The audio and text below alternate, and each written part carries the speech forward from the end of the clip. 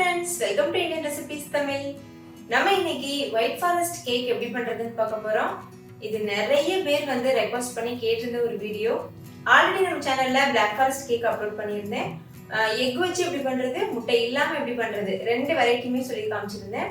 So அதெல்லாம் வந்து try பண்ணிட்டு நிறைய பேர் ரொம்ப டேஸ்டியா இருந்ததுன்னு கமெண்ட் பண்ணியிருந்தீங்க. ரொம்ப ஹாப்பியா இருக்கு. அதே மாதிரி நிறைய பேர் வந்து ஒயிட் ஃபாரஸ்ட் கேக் எனக்கு ரொம்ப பிடிக்கும், அதுவும் அப்லோட் பண்ணுங்க அக்கான்னு சொல்லி கேட்டிருந்தீங்க. ஸோ உங்களுக்காகவே இந்த ஸ்பெஷலான ரெசிபி.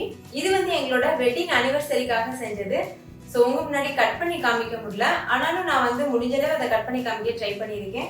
ரொம்பவே சாஃப்டா ரொம்ப டேஸ்டா வந்துச்சு, அப்படியே நம்ம கடையில வாங்குறது போல. இன்னைக்கு நம்ம பண்ண போறது வந்து முட்டை வச்சு அந்த எக்கோட வெர்ஷன் வந்து நம்ம பார்க்க போறோம். இன்னும் கொஞ்ச நாளுக்கு அப்புறமா எக்லெஸ் ஒயிட் ஃபாரஸ்ட் கேக் எப்படி பண்றதுன்னு சொல்லி காமிக்கிறேன்.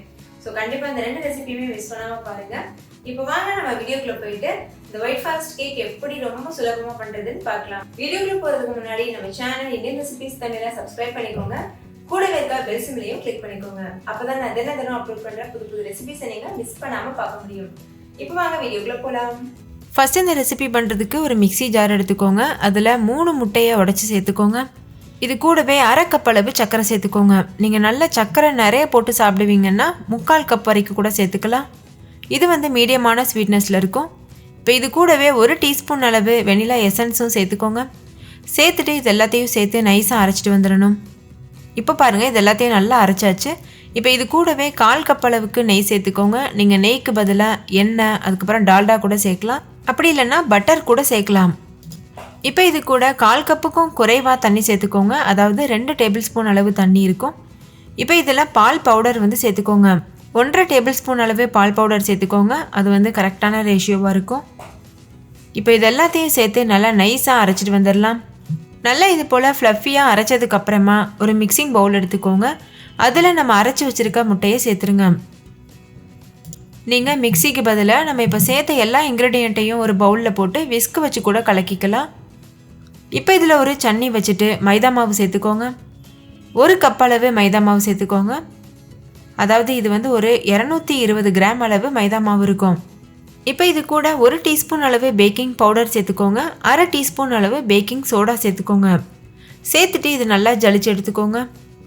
இது நம்ம எதுக்காக ஜலிக்கிறோன்னா, மைதா மாவோட அந்த பேக்கிங் பவுடர் பேக்கிங் சோடாலாம் நல்லா மிக்ஸ் ஆகணும். அதுக்காக நல்லா ஜலிச்சுட்டு மீத இருக்க கப்பியை வந்து நம்ம இதில் சேர்க்கக்கூடாது, நம்ம அதை வெளியில் கொட்டிடலாம்.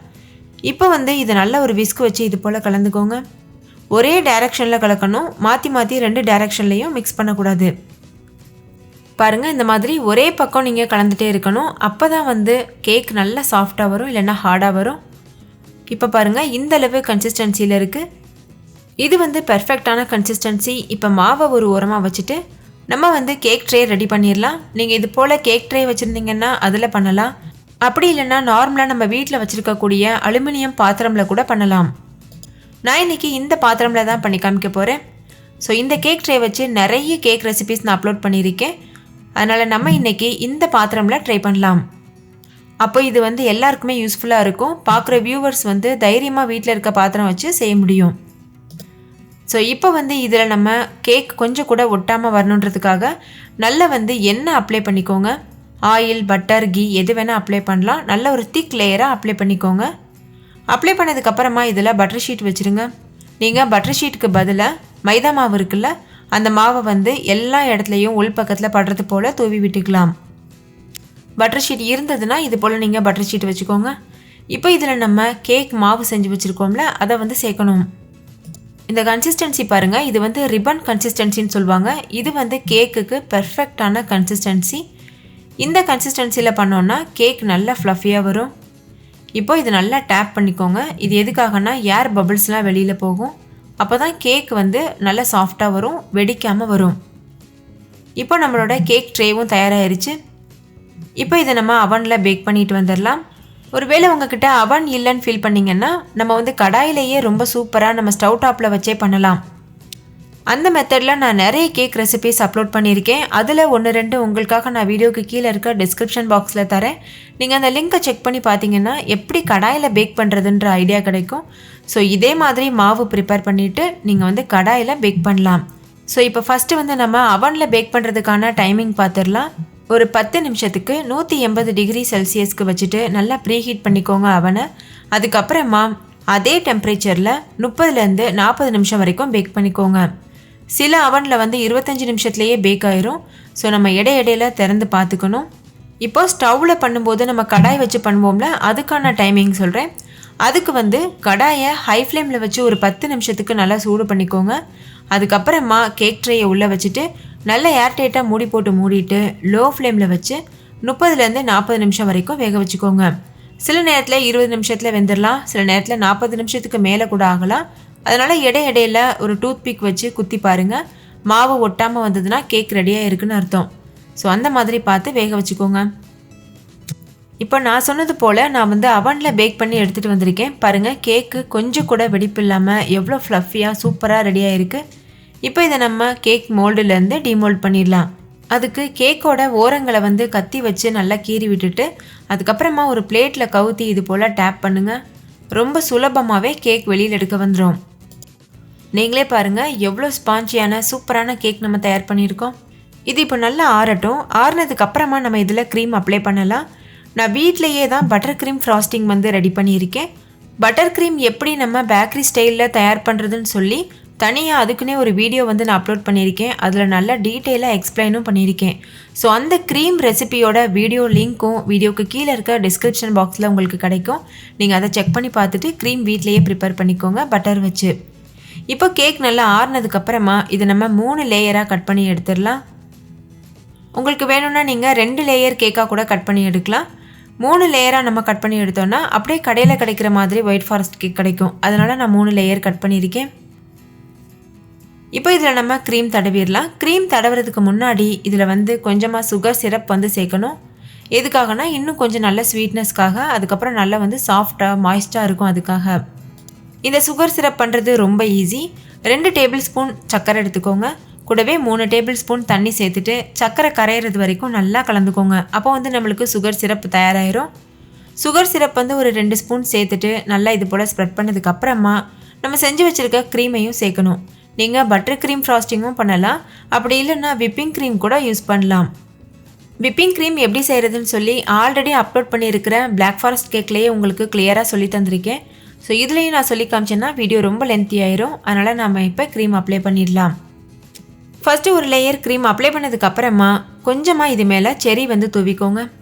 சின்ன சின்னதாக கட் பண்ணினா செரி தூவிருக்கேன். ஒயிட் ஃபாரஸ்ட் கேக்னாலே பொதுவாக வந்து செரி வந்து ரொம்ப முக்கியம். இப்போ இதில் செகண்ட் லேயரை வச்சுருங்க. இப்போ இதுக்கு மேலேயும் 2 ஸ்பூன் அளவுக்கு சுகர் சிரப் வந்து சேர்த்துக்கோங்க. அதுக்கப்புறம் இந்த லேயர்லையும் க்ரீம் வந்து அப்ளை பண்ணிக்கோங்க. உங்களுக்கு எவ்வளோ க்ரீம் வேணுமோ அந்த அளவுக்கு நீங்கள் க்ரீம் அப்ளை பண்ணிக்கலாம். அதுக்கப்புறமா இதில் மறுபடிக்கும் செரி தூவிட்டு இன்னொரு லேயர் கேக் வச்சுருங்க. கேக் வச்சுட்டு அதுக்கு மேலேயும் சுகர் சிரப் வந்து அப்ளை பண்ணிக்கோங்க. இப்போ இதுக்கு மேலேயும் கேக் க்ரீம் வச்சு நல்லா அப்ளை பண்ணிக்கோங்க. இப்போ நம்ம க்ரீம் வச்சு கேக்கை முழுமையாக கவர் பண்ண போகிறோம். ஓரங்களில் மேலே எல்லா பகுதியிலையுமே ஈவனாக நல்லா இது போல் ஸ்ப்ரெட் பண்ணிக்கோங்க. இப்போ பாருங்கள், கேக்கில் எல்லா பக்கமும் நம்ம க்ரீம் நல்லா அப்ளை பண்ணியாச்சு. இப்போ இதில் துருவினா ஒயிட் சாக்லேட் வந்து தூவி விடணும். ஒயிட் சாக்லேட் நீங்கள் பேக்கிங்க்கு யூஸ் பண்ணுறதுன்னு கேட்டு கடையில் வாங்கிக்கோங்க. அதை வந்து இது போல் நல்லா துருவி எடுத்துக்கோங்க.